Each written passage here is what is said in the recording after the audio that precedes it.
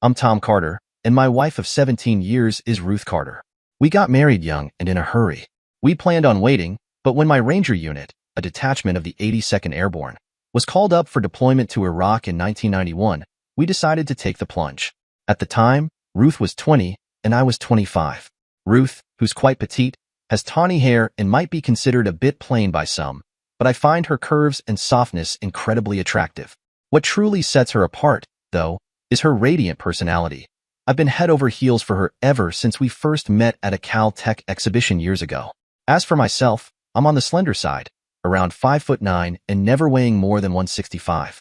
I'm no standout in the looks department, but I've accepted that's just how it is.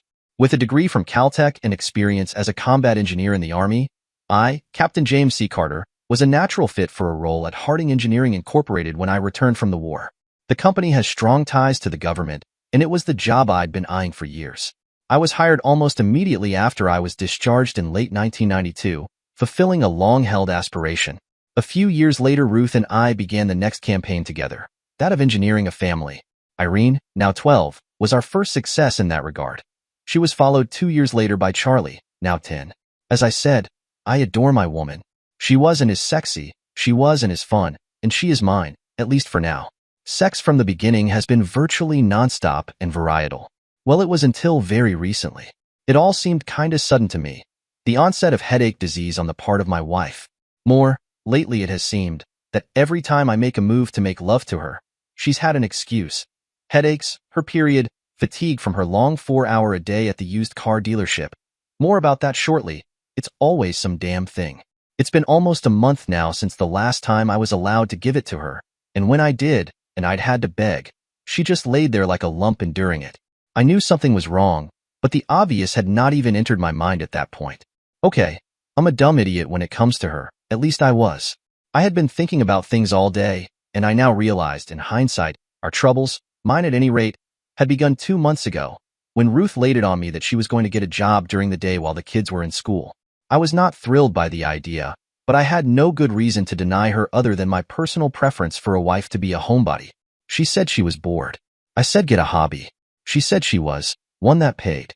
She ended up as a girl Friday at Landmark Auto, a used car dealership in town. The pay was okay, and the work not especially taxing. For a while things seemed to be fine, except of course that her sex drive had gone from frantic to practically zero. Today, I decided to make her sit down and talk it out. Something had to give, and her job was very high on the list of options. That, since I now recognized that her starting work was the beginning of the whole mess. I had taken the half-day off to talk with her.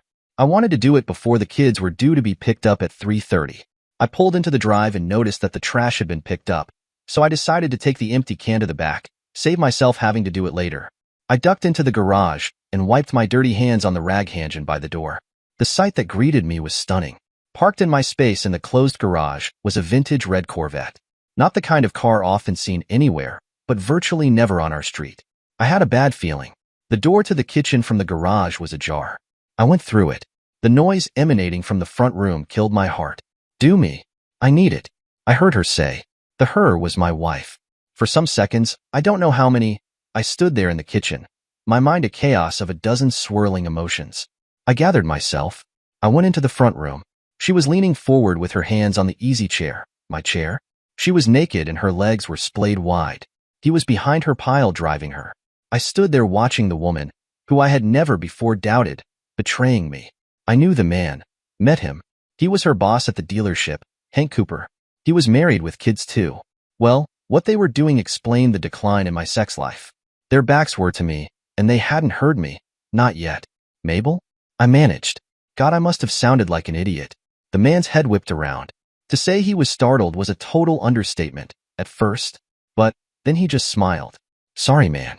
I couldn't resist this nice little wifey of yours. He didn't appear worried. Well, why would he have? He was at least 6'6" and maybe 280, that he was wrong in his self-confidence notwithstanding. I stared at him more stunned than anything else. Anger would soon replace those initial feelings. But, for the moment, I was completely at a loss. Ruth, by now, had stood and turned to face me. She grabbed for the towel she'd evidently brought into the living room from the bathroom. She covered herself. She too got over her initial surprise quickly and offered me the same condescending smile that her lover had. Tom, you're home early. Well, it was going to happen sooner or later, she said. Ruth? What are you doing? Is this the end of us? I know this guy. He's married. He has kids. We have kids. I don't. I was more or less making sense, but I was not standing up for my rights, or for my family's rights. But, in my defense, I was in a state of shock. It was the worst moment of my life. The end of us? No, Tom. In fact, it's a good thing. I love you, Tom. But frankly, and I don't mean this to hurt you, you don't do it for me in bed anymore. You and I need to talk. But I promise you, I'll make this right by you. You'll just have to give me a chance to make you understand. That's all. Hank, you need to go. Tom and I have a lot to discuss, she said. Yeah, I guess that's so, he said. He gathered his stuff together, pulled on his pants and shirt, and left by the kitchen door into the garage where he still had his car to retrieve. I heard the garage door opener engage and the sound of the powerful engine gun as he pulled out into the street and was gone. Pour yourself a drink, Tom. I'll be down in a few minutes, she said. Her giving me orders was new. She'd never talked to me like that before. I was feeling insulted. No, hurt. She joined me in maybe 5 minutes. She started laying it on me as soon as she'd taken her seat. I had already downed a shot of vodka. I poured myself another one. Tom, to answer your earlier question again. No, this doesn't have to be the end of us unless you want it to be. But, I need to tell you, I intend to keep on having my time with Hank. If you want to stay married, I will be thrilled to agree. But, if you want a divorce, then, that'll be okay too, she said. Ruth, this isn't right. I started to say. Tom, deal with it or leave. It's that simple. If you want a divorce, I'll take the house, half of the savings, reasonable alimony and child support, and you can have your freedom. I'm sorry you had to see that today. You didn't deserve that. I should never have allowed him in the house to screw me, my bad. But, in a way it's good because now I won't have to be sneaking around anymore, she said. I looked at her. Who was this woman? I sure didn't know who it was. I sat there speechless for a long time, at least it seemed like a long time. My marriage was deader than the proverbial doornail. I knew it if she didn't. Tom, are you all right? I honestly do feel bad that you saw that. I didn't want to hurt you. You're a good man, just not what I need in some areas. Hank feels that missing something that need.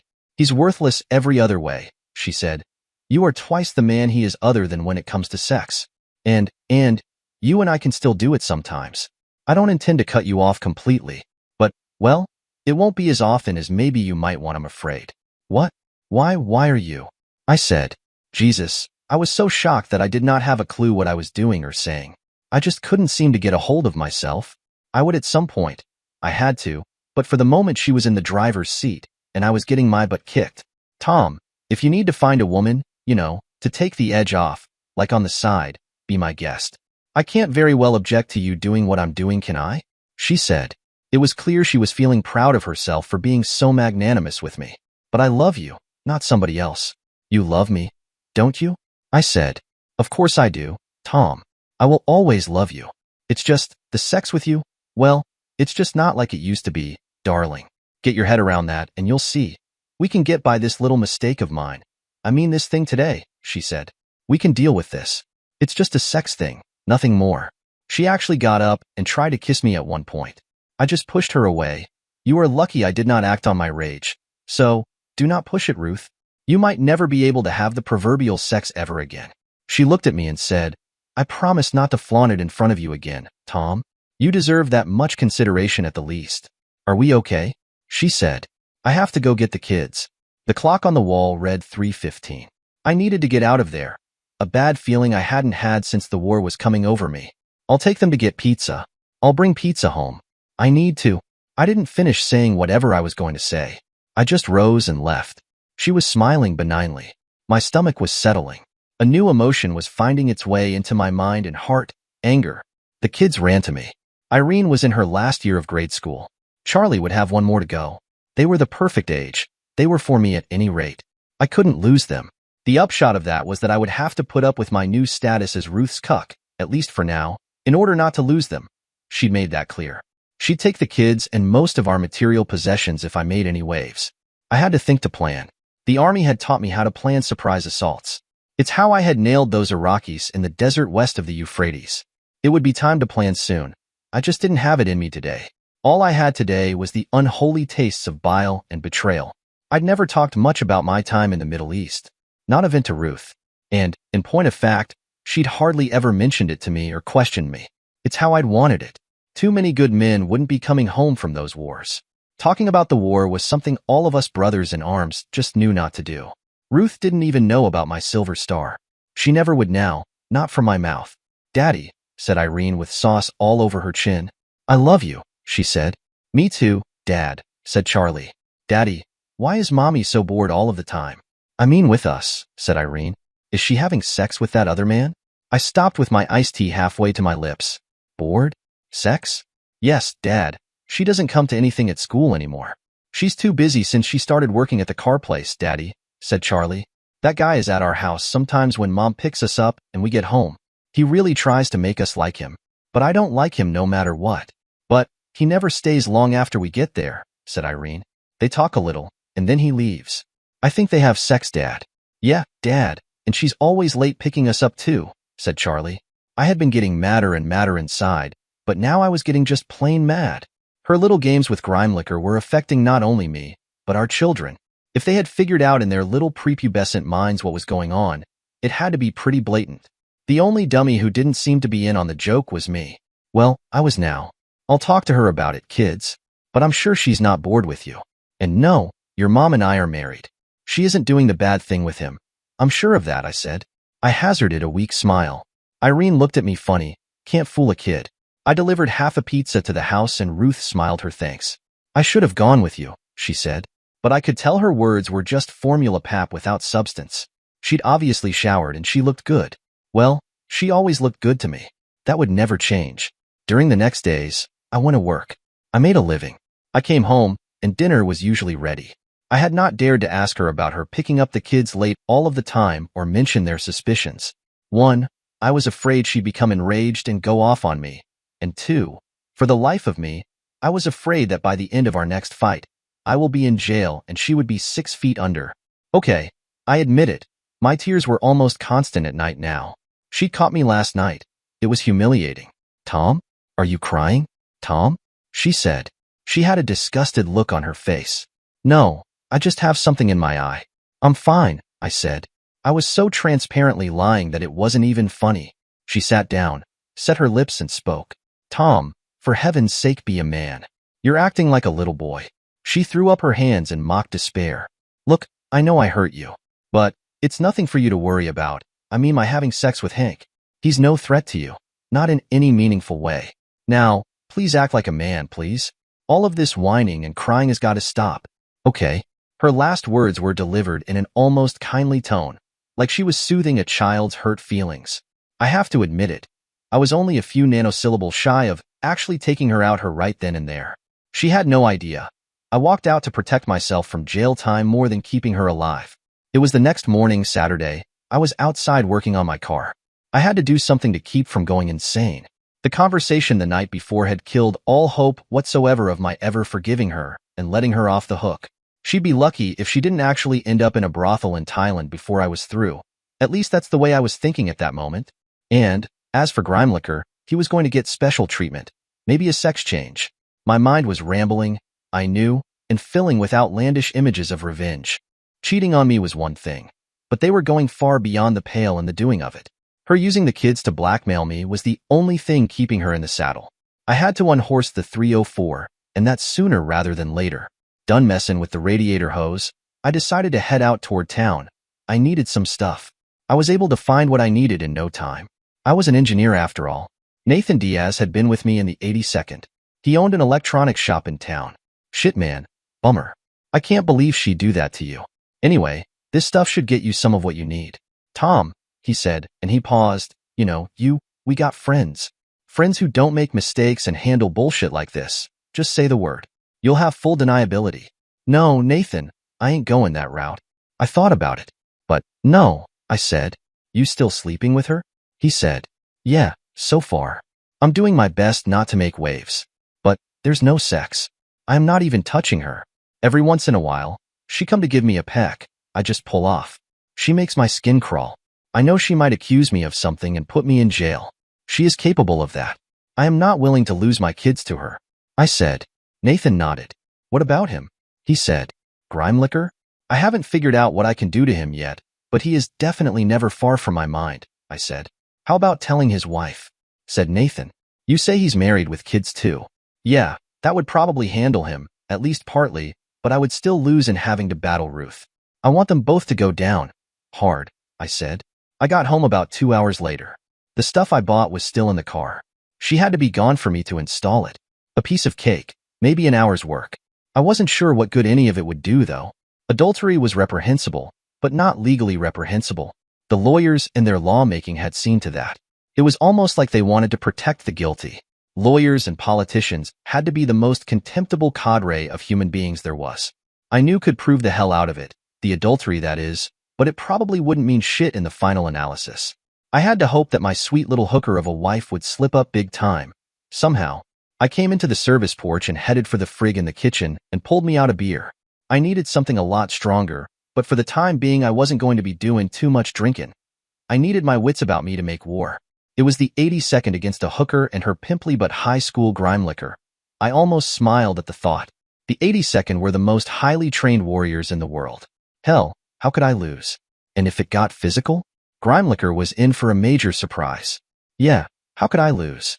Okay, my heart was already in the tank, but whatever was left was going to be real hard for the two of them to deal with. As I was taking my first sip, she came in. Oh, I didn't hear you come in, she said. I didn't say anything. I just shrugged. Tom, we aren't going to have another scene like last night, are we? She said, not unkindly. I shrugged again. I guess not, I said. I don't have much choice, do I? Tom, shake it off. Okay, you're supposed to be some kind of soldier or something, aren't you? What about all of those guys that got killed and stuff? I bet they weren't as emotional as you're acting when they were dying, she said. Now, she had gone too far. She saw the steel in my eyes as I set my beer down. She noticeably quailed. I didn't realize it, but I had taken a step toward her, a menacing step. 11 stinkies had met their maker and had gotten their shot at the promised 72 virgins. And that, at my very singular hands in that desert that day. I made sure that they did not even get the chance to feel the pain of my bullets, except for the two who had to endure my knife on their throats. My squad had gotten the 2 nurses back, and damned near been court-martialed for the doing of it against orders. But General Jones had gotten involved, and me and my 4 brothers had gotten silver stars instead. Ruth, no matter what you ever do to me, now or in the future, never, never, never again mention my brothers. If you do, you won't. I was talking so low and slow that she realized that she had overreached herself. Okay, sheesh, touchy, she said, interrupting me. I was glad she did. I was about to tell her that I would kill her. That would not have been good. I could tell she got the message, though. She actually shivered. I have to go, she said.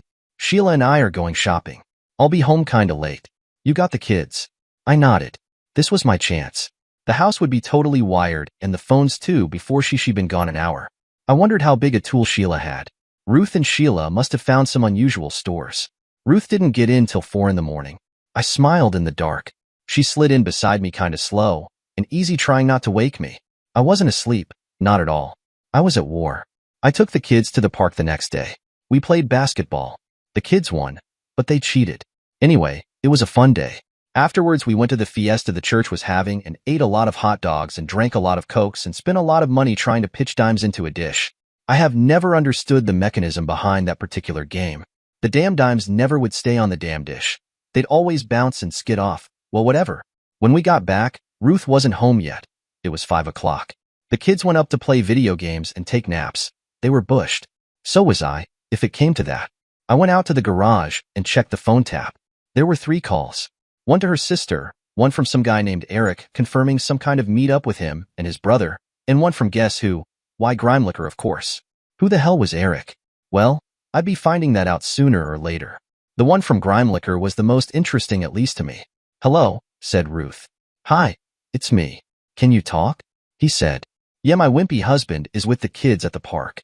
Jesus, that man is such a baby, said my wife. He made me feel so bad last night. What's going on? He said. Last night he was crying. Can you believe it? I know he loves me. I know he's about as whipped as they come. But crying like that. He actually made me feel bad for him. Jesus, how many times have I told him he isn't going to lose me? Hank, I know I promised you sex and to you alone, but I'm going to have to let him have me once in a while. He just can't handle it the way it is, she said. It's not fair to him. We screwed up, and I have to try and make it right by him. Jesus, what kind of chicken did you marry for heaven's sake? Said Grimelicker. Hank, he's a good guy. He doesn't understand what's happening to him. I have to bring him along slowly, so he doesn't get all crazy on us. You want to stay with Margaret, so she doesn't screw you in a divorce. I have to stay with Tom, at least for now because of your situation. I have to deal with his insecurities at my end, Hank.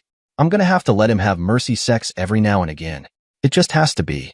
You know, I told him to go out and find himself a woman, but he's too damn proud and moral for that. You and I are going to have to cool it for a few days too, while I build his confidence back up. Okay, she said. I just can't have him bawling all of the time. Jesus, how I wish now that he hadn't walked in on us that day. Okay, do what you think is best. By the by, did Eric call you? Yes, the games are on. A week from Saturday. I thank you for that. It ought to be a blast, she said. They talked about me and their plans for me for the next 5 minutes or so, said their goodbyes, and hung up. Interesting, I thought. I get to have a mercy sex. Like I would even want to touch the foul flesh of that snake. But it was going to be interesting seeing her try to get me to. She got home by 6:30. I was surprised. But then, she had told Grimelicker that they'd be cooling it for a few days. She was very nice to me. Hi, honey, got something for you. But you can't have it until later, she said, giggling. Huh, really? I said. I was actually wondering what it was. Charlie and Irene came in to see what their mom had gotten at the store. She produced presents for both of them, a video game for Charlie and a kid's watch for Irene. Irene had lost her watch a few days before, so this was a welcome surprise for her. The kids jumped for joy. It was the first time in a week she'd shown them any real interest. I guess they were hoping. Dinner was noisy. It was almost like old times. For everyone but me, that is. The kids in bed. Ruth all of a sudden was all giggly and smiley again. Of course, I knew what it was a prelude to. But I played along. Hey, big guy, she said to me finally. She took a seat across from me at the table. I talked to Hank today. My head swiveled. She'd surprised me. Yes, I told him he and I had to cool it for a while. I told him you deserved better than you'd been getting, she said. She waited for my reaction. I was so surprised I didn't have one ready. Anyway, I see you're kinda surprised. Well, do me a favor and come on up to our room in a few minutes, okay? I want to give you your surprise. I looked askance at her. I pretty well knew it had something to do with my supposedly getting lucky, but not exactly what. I nodded. Okay, I said, feigning ignorance of what was up. I puttered around for 5 minutes or so and headed upstairs. I made enough noise so as to give her a heads up that I was coming. What greeted me upon entering the room was an ambush. Candles, and I could smell my favorite perfume. The latter had always enslaved me before. But her biggest gun was the lingerie she was wearing. Her nakedness was clearly visible under it. I stood there pretty much transfixed. Cat got your tongue, big guy, she said. She was sure she had me. I was about to disappoint her big time. I looked her up and down, looked her in the eyes, turned and walked out. I hadn't spoken a word. I was almost to the bottom of the stairs when she caught up with me. Tom, what's the matter? I wanted to make it up to you. I mean the way I've treated you lately. Come on back up and let me prove to you that I love you, she said. I'm not your big guy anymore, Ruth. I guess I'm a chicken as you've called me more than once lately. And I ain't settling for no mercy sex. I still got a little pride left that you haven't yet trampled in the dirt. But tell you what, you get on the phone right now and tell Grimelicker that you're through with him and his forever, and that you're quitting your job at that cheap dealership, and I will call it all square, and then maybe I can think that we can try and start over. How's that? I said. I knew she wouldn't do it, of course. I'd heard what she'd said on the phone. Tom, this is a bona fide offer. It's no mercy sex. I want you. I know what I've said. I don't know what I was thinking. I was wrong. Come on back up. You won't regret it, she begged. Make the call or I don't want you, I dared her. Okay, Tom, if that's the way you want it. Forget it, she said. I wanted to make things right with you. But you don't seem to be able to deal with what is. It's only sex with Hank, but you may be forcing me to make it into something more. Now, that's the wife I've come to know and understand lately, I said. Don't worry. Right now you've got me by the balls, Ruth. I won't rock the boat. But I ain't making love to someone who doesn't love me, and that's all there is to it. She stomped out and upstairs. She was clearly not happy that she couldn't entice me. It was Wednesday morning. I'd worked hard the previous day. I'd had to get my hands real dirty on the job. That, along with the kids at night, and well, I was pretty well thrashed. So maybe it's not too surprising that I awoke startled to see and feel my wife on top of me. What the? I said, wiping sleep out my eyes as I sat up, forcing her away from me. What are you doing? I said. Helping you out, Tom, and you still are my big guy. No matter what you think, she insisted. No, Ruth, not while you still have anything to do with grime liquor, I said. Period. Okay, Tom, if that's the way you want it. I tried, she said. She actually seemed genuinely disappointed. And I wish you'd quit calling him names. He's a good guy. He feels as bad as I do about you catching us that day. He really likes you, you know? He told me that he hopes you, and he can be friends at some point in the future. Get this, Ruth. He will always be grime liquor to me, period. He and I will always be mortal enemies no matter what happens to us. You tell him that.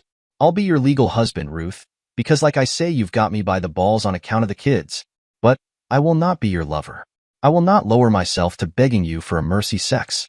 None of that is happening. You want me to go to the store and buy bread? I'll go. You need an escort to the ball so you can screw your sex toy. I'm there for you. But don't expect me to like it or love you. Okay, whatever love I once held for you, Ruth, and it was a lot if you care to know, is dead now, I said. For the first time since the blow-up, I think I saw tears forming behind the facade that she'd been showing to me. During the next few days, it was cool around the house. The enthusiasm that the kids had had just days before had wilted as their mother returned to form. It was Friday evening. I got a special request from Ruth. Tom, I need you to take the kids to the zoo tomorrow. They've been asking. I'm having a meeting here at the house that can't be interrupted. Am I understood? She said. I snickered. I remembered her promise not to flaunt it in my face. Well, what the hell was this? Why don't you just tell me you need your privacy to screw grime liquor? I said. You're not kidding anybody. Actually, I'm not, she said. Then it came to me. I remembered the conversation with the Eric guy. It was him and his brother that she was going to screw. I was sick to my stomach. Something had to break pretty soon or I would. Fine, I said. Whatever. I was actually happy. I was going to get it all recorded. Maybe this was the break I was hoping for. She was overconfident. A bad thing when you were screwing somebody over, somebody like me. The kids and I had a ball. I like the big cats. But Charlie made us go back to the elephants twice. It was a long walk back up that hill. Irene loved the flamingos best. We got back at dark. The house stunk of sex. Ruth was still in the shower. I could hear the water running. I was putting together a quick dinner for two very tired children. Hi, kids, said Ruth. How was the zoo? She was buoyant. Good, Mom, said Irene, not looking up from her mashed potatoes. Yeah, Mom, said Charlie. I like the elephants best, he said. Really? Said Ruth. I like the elephants too. Charlie smiled. But Irene seemed to be ignoring the proceedings. Which did you like best, Irene? I don't know. Everything, I guess. Just being with Dad and Charlie mostly, she said. You should have come too, Mommy. Whatever revenge I was going to be able to visit upon this woman in the coming days and weeks, none of it was going to sting my soon-to-be ex-wife more than those words to her from our daughter. Ruth's face paled. Now she was now going to be forced to apologize and lie. I actually felt great at watching her feel sad. I butted in. Your mom had a very important business meeting that needed her deep involvement, kids. She just couldn't be with us. Right, Ruth? I said. She looked at me strangely. Oh my yes, I wanted to be with you guys, she said. The kids all but passed out as soon as their heads hit the pillow. Ruth and I were getting ready for bed. We still shared the same room, same bed, same everything. We just didn't touch each other. You won't let me give you a mercy sex, Tom? How about one in gratitude for what you said to the kids for me? She said. Nope, I said. Tom, listen, you filthy woman. You know the deal. Tell Grime Liquor to go to hell and take his job with him, and then maybe we might be able to do something. Until then, don't waste my time, I said. I slid into bed and moved to the far side where I let the Sandman take over. The day was Sunday. I got my marching orders early. Tom, we have to go to a party tonight. You said you'd be my escort to these things if I needed you. Well, I do, she said. No problem, I said. Which street do you want to be dropped off to? She looked at me for a second and said, The Coopers. What? Grime Liquors. I nearly screamed. You promised, Tom, she said. I'm holding you to it. Let me ask you, Ruth. Would it do any good for me to hold you to your marriage vows? They qualify as promises, don't they? She all but sneered at the analogy. Finally, she just ignored me. Are you taking me or not? Why, yes, dear, I said. I keep my word and be your unwilling pimp. That was uncalled for, she retorted. You can't be serious, I said, and I walked off. I was going to take her to the party all right, but I had my own agenda. It It was going to be hosted by the man who was cucking me, but I didn't give a shit about that. I was looking at this as an opportunity. I was going to be talking to the man's wife. That is if I had the chance, and I couldn't foresee a scenario where I wouldn't. That the two of them would allow me to get that close to his wife was perhaps an indication of their confidence in themselves. Their confidence was misplaced. Ruth wore a red sheath dress that hugged her curves exquisitely. She smelled great. Her hair looked great. Her cum-screamy heels were 5 inches. I actually got a hard-on looking at her. The pearls she wore were real. I had given them to her on our first anniversary. They were a token of my absolute love and commitment. The ride over was quiet in the main, but I couldn't get over her wearing the pearls I'd given her on that long-ago anniversary. I had to say something. I remember those pearls, I said. I gave them to you on our first anniversary. They were given with all of the love I had, every last ounce of it. They are one of the loveliest things I own, she said. I remember when you gave them to me. I wore them to honor you tonight. No matter what you think. If you honored me at all, you wouldn't be making me part of this farce, Ruth. Just don't run off and screw him tonight, okay? If you do, it would be his last day on earth, and I will make you watch. It's my promise to you, and unlike you, I keep my promises. She looked over at me. She wore an exasperated expression. Of course there won't be anything like that happening tonight, Tom. His wife will be there. Oh, and I don't have to tell you to be careful what you say around her.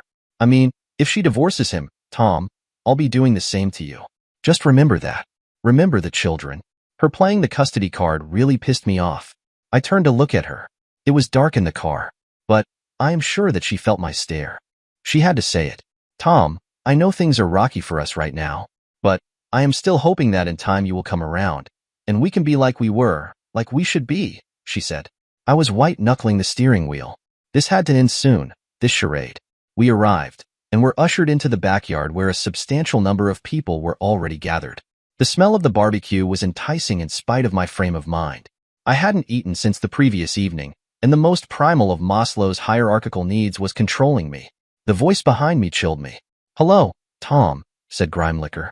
I hope we can start becoming friends tonight. It would be to both our benefits.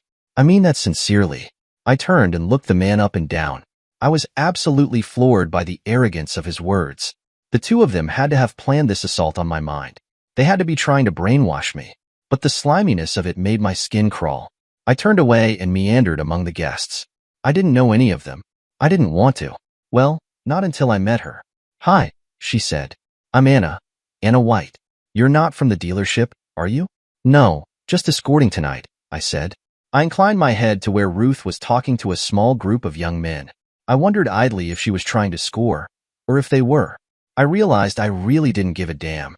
I was there to see Grimelicker's wife, and feel her out as to how to destroy the two adulterers if I could. Really? You seemed lost, she said. Anyway, I'm lost and have no escort. I'm a longtime college friend of Margaret's. She said I might meet some eligible men here tonight.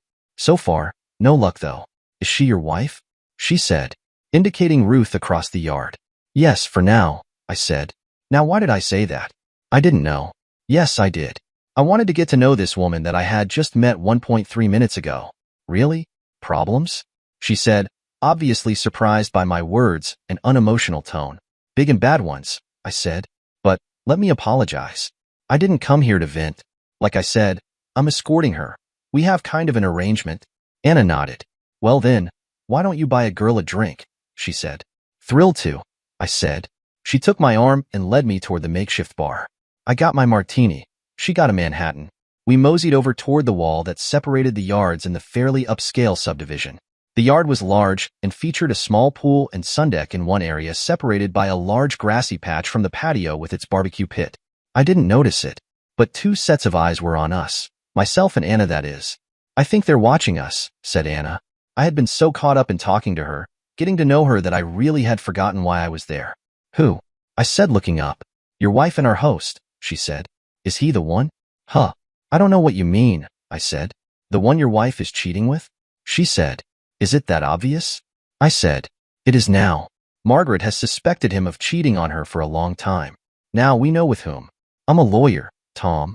I really am Margaret's friend from college. We both got our undergrad degrees at Stanford, but where she got her MA in the history of art from there as well, I went off to law school at Northwestern. We stayed in contact though. We're like sisters. Stanford, Northwestern. I'm impressed. I'm an engineer, Caltech, I said. Ooh, baby, now I'm impressed. Jet Propulsion Lab, JPL, and all that, right? Right, but I'm into logistical engineering, not space science. You know, designing systems to get product to wherever as fast and as economically as possible? She smiled. No, but it sounds impressive. Her laugh made me feel good. So what are your plans to handle your situation, Tom? She said. The conversation had turned serious. Attorney-client privilege? I said. If you hire me, she said. I reached into my wallet and pulled out a C-note. I passed it to her. She folded it and stuffed it in her bra.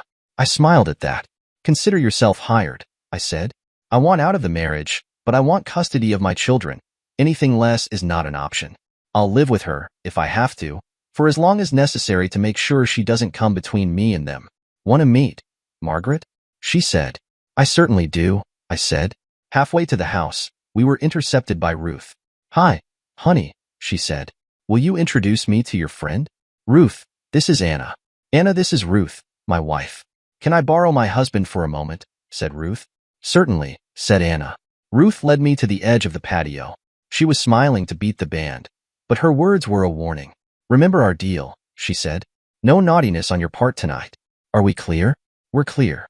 But you're talking to all of those men. Certainly, I can talk to people too, right?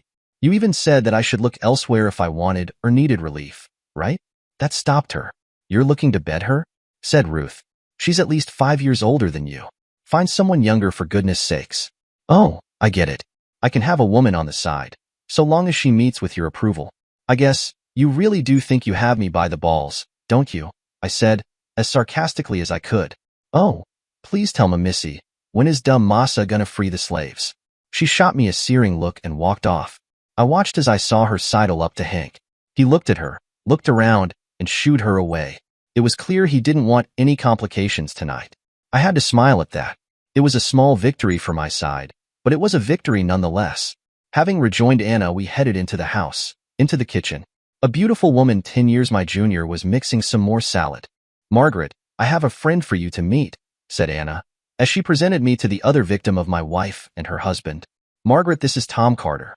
His wife works for your husband and, oh, sleeps with him. Her eyes darted in my direction, but she remained calm. She wiped her hands on the apron she was wearing. I take it you're not happy with the situation either, she said. She was not smiling, but she was under control. I sensed that she was a strong woman and totally the superior of her worser half. You take it right, but I can't do much until, and unless I can get full custody of my babies. I will not let her have them in any possible scenario, I said. I see. And if I divorce shithead, then she'll divorce you and take the kids, and so we have a problem to solve. Is that it? I was more than a little surprised at the quick-wittedness of the woman. Grimelicker should have been thrilled to be hers instead of screwing other men's wives and risking losing her. Yes, that's about it, I said. Well, we've got time, and I have some other issue to resolve myself before I lower the boom on him. Why don't we talk about how we might be able to kill 2 birds with 1 stone, she said. I'm sure you already know that Anna is a lawyer and a good one, and she has influence. We can find a way that will satisfy both of us, I'm sure. We talked for some little time, but Anna and I had to get back to the party before the 2 bad people decided that they had miscalculated. Back in the yard, we headed for the barbecue to get ourselves a couple of plates. We hadn't been noticed. Anna and I ate and talked about everything. Everything, that is, except the problem. She was a mesmerizing woman. At one point, Ruth actually joined us and all was lovey-dovey and pleasantries. It was surreal. Anna and I hit it off. Nothing sexual or anything, but we were comfortable with each other. The good news about that was it apparently pissed my wife off. I guess nominally allowing me to find a woman on the side and experiencing the reality of same was not the same. I was actually looking forward to seeing what was going to be what when we got home. I was certain I was in for the 3rd degree. I was disappointed. She never even mentioned Anna. I wasn't sure whether that was a bad or a good thing. I didn't push it. We went to bed. She offered herself. I turned away. A little while later, I felt rather than heard her sniffling. I felt nothing for her. It was 2 weeks later that I decided to call Anna for an appointment. The night of the party, she had given me her card. It was time to use it. Her office in town was kind of far from my place of work and even farther from the house, but I figured that that was probably a good thing. Otherwise, I might have been finding my way up her way to have lunch with her too often. I didn't need that particular complication in my life right at that moment. Go right in, sir, said the 20-something receptionist. I went in and took the proffered seat. So, James, from your call I guess it's time to go for it, she said, setting the tone with that preamble. Yes. I have written up what I know about what they, have been doing. I also taped phone calls, and I've written down what the children have told me about, how shall I say it, her marginal neglect. If that makes any sense, I said. Okay, I'll take all you've got and start building the case. I won't kid you. It could be tough getting full custody for you, but I have a PI I sometimes use. He can get us stuff that could likely be of benefit. How are you fixed financially? Can you afford him? Over the next little while, she laid it on me about the potential costs, my possible options in terms of the law, and the possible pratfalls that we might encounter if we got the wrong judge. Okay then, get your PI on the job muy pronto, I said. Also, whatever else happens that I find out, I will deliver ASAP after I get it. Good. What are you doing this evening? She said, surprising me. Nothing special. Ruth's gonna be home. She let me know she would be. She's planning to go out tomorrow though, but I don't know exactly where. I think she may be meeting a couple of guys, brothers, for sex. I'm pretty sure she's already sampled them once, but I'm not positive. One of them's named Eric, I think. Hey, you might sick the PI on her for that one. I said, already ahead of you there. Consider it done, she said, smiling. I was feeling good. Anyway, if you're free, how about dinner? She said on me. Huh, dinner? On you? Absolutely not, I said. Her face fell. I'm sorry, I thought that. I am so sorry, she started to say. Absolutely not. It's going to be on me all the way, I said. The relief on her face was palpable. Good, she said. Wonderful.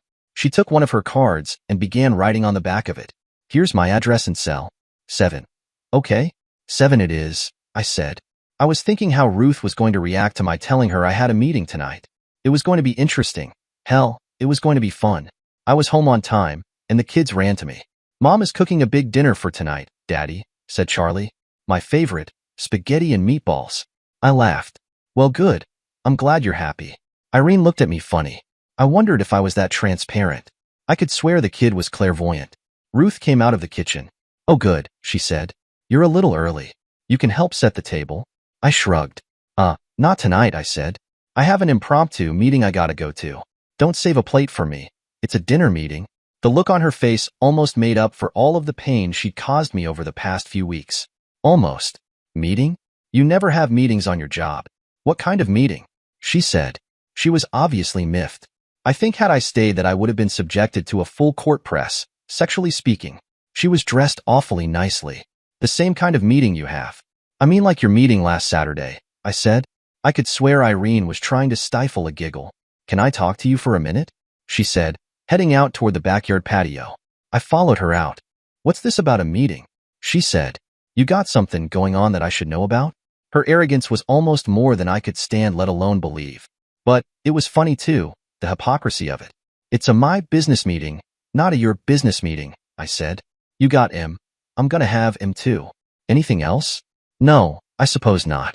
Tom, I was hoping that I was going to try and make things right with us. I know you know I've been trying. You have to admit that. But maybe I haven't been trying hard enough. Anyway, I was going to talk to you tonight. Try and maybe get you to understand what's in my head. How about it? Will you talk to me? She said. Sure, I said. But not now. I have to get ready to go out. Tomorrow's Saturday. Hold your thought. We can talk then if you want. I turned and headed back in. I could feel her eyes boring holes in my back as I went back inside. I collected Anna at 7 on the dot. She was gorgeous. She sure didn't look 5 years older than me, as my wife had guessed, maybe 5 years younger. Well, a gentleman never asks a woman her age, not those who don't want to be introduced to Mr. Frying Pan at any rate. Tall, maybe 5'8", thin, kinda like me. Her hair was the wildest red I'd ever seen, and her freckles were actually beauty marks in her case. But it was the green of her eyes that anyone who met her would have had to notice first. She wore a billowing lavender dress and absolutely no jewelry of any kind. I learned later that not wearing jewelry was her trademark. It was her view that decorations belonged on Christmas trees, not people. I found that interesting, no, intriguing. Seated, she wasted no time. So, how did she react? Said Anna. Huh. Who? I said. Your wife.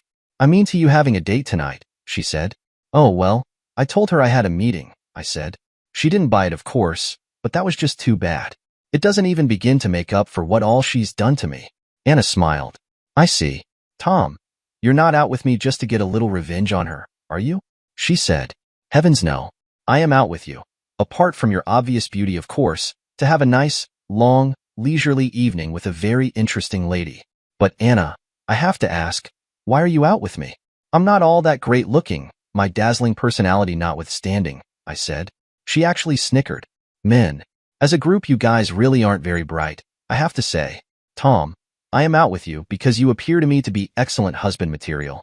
That I was stunned by the sheer forwardness of her words would be somewhat analogous to observing that the German army had had a little problem at Stalingrad.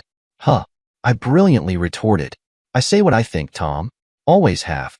Your marriage is on the rocks, and you're hurting. I will not be taking advantage of you, and I won't let you take advantage of me. But, if you're interested, I am too.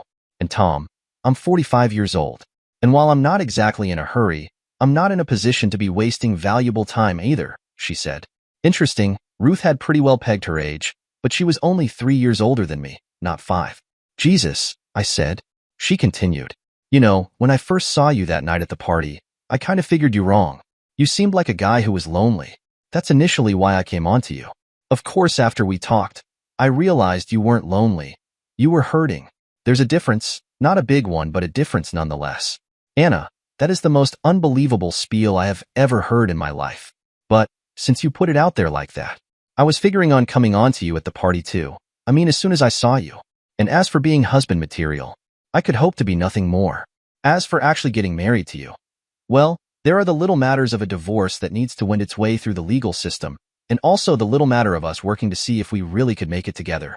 However, if first impressions mean anything, I figure to be yours, if you do indeed decide you want me, in 6 to 12 months, that is if there is a God, I said. I swear her smile lighted up the room. I felt good. Ruth was far from my mind. In fact, if someone had mentioned her name to me at that moment, I think I would have asked, Ruth who? I got home at around 10 o'clock. The kids had only been down for a little while. Ruth was waiting for me. She seemed glad that I wasn't getting in late, but she was walking on eggs. How was your meeting? She asked. Not bad, mostly talking, I said. Care to talk about it? She said. No, I said. That obviously did not sit well with her. Do I know her? She said. Told ya, I don't want to talk about the meeting, I said. She just stared at me and let it drop. I'm going to bed, she said. Care to join me? Her final 4 words were said very softly. I'll be up in a little bit, I said. I was wondering if I was going to get the full court press tonight. If there was one thing I could say about Ruth in these troubled days, she was nothing if not unpredictable. I did not get the full court press, but she did try to kiss me on the lips. I think if I had wanted it, she would have spread her legs for me. In fact, I was sure she would have. But she wasn't pushing it. The kids were playing in the yard with a couple of neighborhood kids. It was warm out there, but they had evidently found a spot under our big old elm tree that seemed to do for them. They each had a soft drink that they had scarfed from the frig in the garage. Tom, can we talk now? She said, as I sipped my 3rd cup of coffee of the day. Yeah, I guess, I said. But, I'm telling you up front, Ruth, you've got me by the balls, but I will not willingly accept another man screwing my wife while I'm alive. Not ever. Tom, you've got it all messed up in your head. It's nothing but a kind of emotional release for me with him. I don't love him. He gets his rocks off. I get mine off. He says goodbye. I say goodbye, and we forget about each other until the next time. That it all it is. His wife doesn't do it for him. And as you've informed me, I don't do it for you, I said. Do you have any idea how humiliating it was for me to hear that? Tom, I blew it when I said that to you. Isn't true. It wasn't true then, and it isn't true now. I had my head a yard up my butt that day, and She paused and then resumed. Also, he and I, don't screw all of the time. It's actually kinda rare, and you never get sloppy seconds or anything like that if you were wondering. I butted in. How often? I said. How often does Grimelicker stick his meat inside of you? I said. My tone was cold. Tom, what does it matter how often? I want to know, I said, interrupting her. How often? You said we were going to talk. I'm not here to listen to a prepared speech. If we're going to talk, you are going to answer my questions, hopefully honestly. Maybe twice a week. It varies. Tom, I need more than you can give me. I'm not putting you down. And I would love for you to take me, and take me often. Take me now. I was wrong before. I have discovered just how much I really do need you. Tom, I'm begging you. I wish I hadn't said all of those stupid things to you. Tom, I'm hoping that when we are done talking here that you will take me upstairs and take me. I need you. And it's not about any mercy sex either. Please believe that, she said. She said it so sincerely, but I think she had just discovered the truth of it herself. I was silent for a full minute. To her credit, she was smart enough to keep her mouth shut and wait for me to form my response. You call twice a week rare? That used to be us. Of course it's zero now. I mean for us. Did you consider our love making a rare event? I didn't wait for her to answer. Ruth, for 16 years and more you have been the love of my life. But now, after all of the things you have done to me and continue to do to me, like telling me to deal with your adultery or leave, well, I just don't know if there is any love for you left in me. I have told you more than once now that the only way for me and you to try and rebuild our almost totally destroyed relationship is for you to excoriate and dump grime liquor. But no, you are still not only letting him screw you, you are still trying to get me to accept it as being okay. Like you were playing bridge with the girls or something. It's not a card game, Ruth. It's the most intimate thing that a married couple can do. You're living in a stinking dream world. Make that a nightmare world, and it's killing us. It's you that has to make up your mind, Ruth, and make it up fast. There is no alternative. Think about it, Ruth. The clock is ticking. I got up and walked out. The gauntlet had been thrown down. But I did not trust her enough to accept the fact that she wanted me. What if it was just another plan to get me to fall in line? Was she really trying to patch things with me because she loved me? Later I would come to know, to realize, just how far from any such thing happening we actually were. I turned to look at her as I left the kitchen. She looked frustrated and argued out. I had to think about the kids. They came first. At all events, they had to come first. Both Ruth and Anna had to understand that about me. I was their daddy, and I loved them fiercely and unconditionally. On Monday, work was slow. Good thing because I got a call at 11:13 a.m. that chilled me. Mr. Carter? Said the voice. Yes? I'm calling from Mercy General, on 9th Street. Mr. Carter, your daughter is here. There's been an accident. What? The terror that instantly consumed me shattered my reserve. How? When? Mr. Carter, we need you to come down immediately, please, said the voice. I'm on my way. I yelled to my secretary that I would be a Mercy General, and then I was out the door. On my way, I called my wife at the dealership. The office aide said she'd stepped out at 11 o'clock. She took my message. I was pissed. Where was she when our baby was in the hospital? Angry didn't begin to cover it. But I would deal with Ruth later. I left a message on her cell and another on the home phone just in case she was there screwing him. But right now it was Irene that mattered. She needed me. My wife called me back at 1:45 from her workplace. Tom, you called? I got your message from the boss secretary, she said. Yeah, well there's one on your cell too, and another one on the home phone. Where the hell have you been? I wasn't being nice. I didn't feel nice. What's the matter with you? I called you as soon as I was free, she started. Shut up and get over here to Mercy Hospital now. Irene's hurt. Bad hurt. I hung up. At that moment, I didn't give a damn if I ever saw that woman again. I was certain she'd been with her lover. If so, she would be lucky to look the same by nightfall as she had when she left for work that morning. Irene had been hit by a car when running after a ball that had somehow gone over the fence. She'd run out onto the street to fetch it when the car had come, witnesses said, seemingly out of nowhere, and she'd been hit. She had a broken leg and had lost a deal of blood. I donated on the spot and then been forced to wait. Ruth joined me a half hour after I'd hung up on her. How is she? She said, coming up to me and looking concerned. And where's Charlie? Well, how appropriate, I thought. She's genuinely concerned. I don't know. She's still being operated on. The hospital tried to call you first, I mean before me, but they didn't have any more luck than I did. Where were you? I said. And Rose is taking care of Charlie. Rose was our next door neighbor. 60, living alone, and great at baking pastries and sharing them with us and other neighbors. I was working on a project with Hank. It's not what you think, really. I do have a job. Yeah, and so do I, but they got hold of me in an emergency. Why was your cell turned off? I said. I was not being nice, not at all. She started to cry. Well, screw her. Finally, the double doors swung open and a doctor in green scrubs came out and up to us. She'll be okay, he said. You can see her in a few minutes. They're wheeling her in from the operating room now. She will need to be here for a few days, but I expect a full recovery. I sagged down onto the waiting room couch. Ruth joined me. Thank you, doctor. How soon? Maybe 5 minutes. Not long. The nurse will come get you both, he said. The nurse did come get us. The meeting with my only half-conscious baby was tearful and happy and relieved. Ruth especially bawled like I had never seen her bawl. I knew then that she'd been screwing her boyfriend. There was no doubt whatsoever about it, and the guilt was killing her.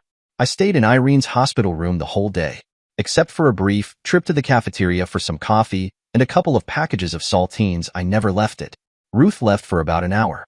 She said she had something to do, and it couldn't wait, but that she would be back shortly. I didn't even really notice her leaving. I didn't care. The following morning, I called into work and Ruth didn't, but she didn't go in either. We had barely spoken to each other since our meeting in the waiting room the day before. We had been sent home after 8 p.m. the previous night with Irene resting comfortably. I had the feeling that Ruth had something to tell me, but I wasn't interested in anything but Irene. And Ruth had the good sense to realize that and wait. I had a call on my cell. It was Anna. I started to tell her about Irene, but she interrupted me. Tom, I know about Irene. Marcus, the PI, told me. I have some things to show and tell. You need to see me as soon as you are sure Irene's going to be fine. I promised to drop by the next day. Irene was feeling better and was more animated than I thought possible given the cast on her leg and her overall trauma. I sighed, relieved as I could be under the circumstances. I stayed until late afternoon. I wondered what news Anna had for me. I was afraid I knew. I was right. I did know. Anna, as was her usual modus operandi, got right down to business. Tom, she screwed them yesterday, she said. Marcus got pics and sound. They're dead meat. Anna, I think you've got your pronouns mixed up. Them? I said. Yes, Tom. She was the centerpiece of a group. Mr. Cooper and a couple of young guys. You were mentioned often, but not by Ruth. She tried several times to stop them from talking about you, unsuccessfully. I stared at her in disbelief, but that's not right either. I did believe it. My hatred for the lot of them had reached celestial proportions. While my baby was in dire straits, she was out banging the neighborhood. Anna. Yes, she said. File today. I want out. And get me custody. Nothing else matters. Get me custody. I got up and stormed out. I'd have to go back to sign papers and do all of the right things. But I had something else to do first, and it couldn't wait. Ruth had not gone to work, nor had she yet spoken to me except for the most necessary stuff for the past day and a half. I assumed she had taken a few days off because of Irene. I was at least partly wrong. I came into the house without even closing the door behind me. I hunted her down. Where were you really while our baby was in danger? I yelled. She was sitting on the couch in the living room with a martini, apparently not her first. At any rate, I assumed it was a martini. She'd obviously been crying. I quit my job. I cut it off with grime liquor too, she said. It was the first time she'd ever verbally insulted her lover in my presence. To answer your question, and I will answer any others you think to ask, I was screwing him and 2 other guys while our baby was in danger. That's why no one could get me on the phone. My shame will never die over this. I assure you of that, she said. Too little too late, but she was leveling with me really for the first time. My emotions suddenly morphed from cold hatred to simple anguish. She didn't deserve any sympathy, but I could see she wasn't asking for any either. She was suffering in the depths of her very soul, suffering bad. It's too late for us, Ruth. I want custody. I will pay you reasonable alimony until you can get a decent job, but we're quitting. You've sold us out to your lusts, and there is no going back, I said. I know, she said. I hope that at some time in the future, you, Irene and you, can forgive me, and Charlie too. I don't deserve it, but I will live in that hope anyway. It's all I have now. She was saying the right things. I would allow free visitation for her. But any lovers she would ever entertain in the future were a non-happening. But I knew for certain that that wasn't going to be an issue anyway. That was very clear to me from the way she was acting. I will be keeping the house, Ruth, because of the kids. I will give you fair value for your equity in it. That should allow you to find a place. I mean, after you get a job, I said. It's just a shame that it took a near tragedy like this to turn things around. I have to say, though, that what you were doing to me, quite apart from Irene's near death, was and is a tragedy too, albeit of a different kind. You should have woken up before this. There might have been a chance for us then. She ran up the stairs. She had to be alone. The next day, at my suggestion, she went to Anna's office to sign the necessary documents. It spared her the embarrassment of being served. I had calmed down, and she was cooperating. The divorce would be final in 6 months. The divorce underway and uncontested was a done deal. I helped Ruth move into an apartment near the junior high school that Irene would be attending next year, and Charlie the year after that. We had agreed on the pickup and delivery routine for them with no problem. She would deliver them in the morning. I would take care of the pickup in the afternoons. They would visit her on alternate weekends as convenience and practicalities might dictate. Holidays we would work out later. I really had no objections to the children seeing their mother as often as each liked. Kids needed both parents, and I was fully aware of that. Ruth ended up getting a job at a local supermarket. She'd be making $14 hourly after a year's time. That, coupled with the usual union benefits, had her pretty well fixed up financially. I agreed to pay her rent for that first 15 months to give her the head start she'd need. I know many would castigate me for not slaughtering her for all she had done. My brothers in the military, if they knew, would already have handled the problem, and that summarily. But that just isn't me. 2. She was the mother of our babies, and she was more than sorry for how she'd acted, and especially toward me, as it turned out. But there was still one loose end that had to be handled. Oh yeah, Mr. Cooper had to pay. I couldn't just shoot him, although I considered it. Anyway, I knew that sooner or later an opportunity to deal with grime liquor would turn up, and it did. The day my divorce was final as it happened, we were standing outside the courthouse, the final decree having been granted 20 minutes earlier. Anna and I were in the tree-shrouded parking area. We were talking. Our wedding, yes, we decided on getting married, was a month away. You know, she said, Margaret has found several accounts that at first she knew nothing of. Marcus has been doing some hunting, and good, old hubby has more than $100,000 squirreled away. She's finally ready to dump him and screw him financially. I will be having him served Monday at his work. Margaret wants it to be loud, public, and embarrassing. I laughed out loud. Good. Couldn't happen to a nicer guy, I said. I looked to the left and noticed Ruth coming out of the building. 6 seconds later, grime liquor emerged. He was walking close to Ruth as she headed toward her car on the far side of the lot. She walked fast, trying to nudge him away from her as she went, but he wasn't having any. He kept literally hanging over her little body, trying to convince her of something. I knew it couldn't be him wanting to get back with her. She'd made it plain to me that he and his were history, but they were arguing about something. Anna, look at that. I gotta go take care of that, I said. Tom, he's awfully big. Be careful, she said. I smiled. One of these days these women of mine had to get it in their heads that 80-second vets were not to be fooled with, by anybody. Maybe this was the day. Yeah, I'll be careful, I said. I strode quickly to where her car was parked. I intercepted them just as they got there. Got a problem, grime liquor, I said. Huh. Oh, the erstwhile sissy. Tell you what, cuck. Why don't you leave while your teeth are still located in your mouth, he said. Go play with the other girls. Not really good at biology, are you, grime liquor? Let me guess, you were a C student, I said. He snarled and stepped toward me. I backed up to be away from the car. His self-confidence fairly glistened in his shiny pig face. Within range, he unloaded on me. I let the blow land. I wanted the mark for when the cops showed up, and I wanted him to know his best wasn't best enough. I stepped back once more. He'd stung me, but I'd endured worse. His second shot at glory missed by a country mile. I darted low and past him, and when he turned, he was greeted with a typhoon of mayhem. I wasn't counting, but I must have hit him with at least 50 blows to the head and body without suffering a single significant retaliatory blow. I wasn't even breathing hard. He sank like the sun in the west, first to his knees, and then into a semi-fetal position. He was only half conscious. I took a knee beside his head and spoke to him in a low voice, meant only for him and me. Never again come near either Ruth nor anyone else I know and love, or today will only be a prelude to a lifetime of truly untold miseries for you. Got it, grime liquor? I said. His eyes were rolling back into his head, but he spurted a single bloody syllable from his now swelling lips and mouth. K. I led Ruth over to the other side of the car to talk to her. What did A-hole want? I said. A-hole? I thought his name was grime liquor, she said, with a half smile. Oh, well, A-hole is his middle name, I said, chuckling myself at her attempt at humor. Oh, I see. Well, I told him inside that he had to tell his wife what we had done and beg her forgiveness. I told him he had to do it or I would. I gave him 24 hours. He didn't take it well, she said. Huh. I said, too late. His wife is already planning on having him served. She knows everything, I said. She looked at me funny. Really? I thought you told me you were going to leave it to God to punish him, she said. Margaret asked me not to rock the boat. She discovered some things that needed doing first. They've been done.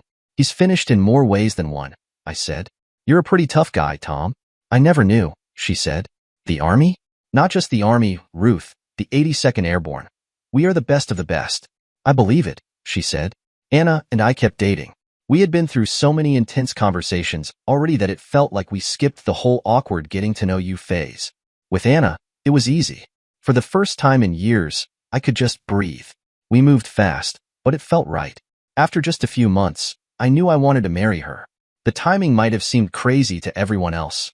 I could hear the whispers from my friends, wondering if I was rushing into something on the rebound. But what they didn't understand was that Anna had already been there through the hardest part of my life. She saw the worst of me and still wanted more. How could I not say yes to that? So, I did. And this time, it feels different. It feels real. Anna was right from the start.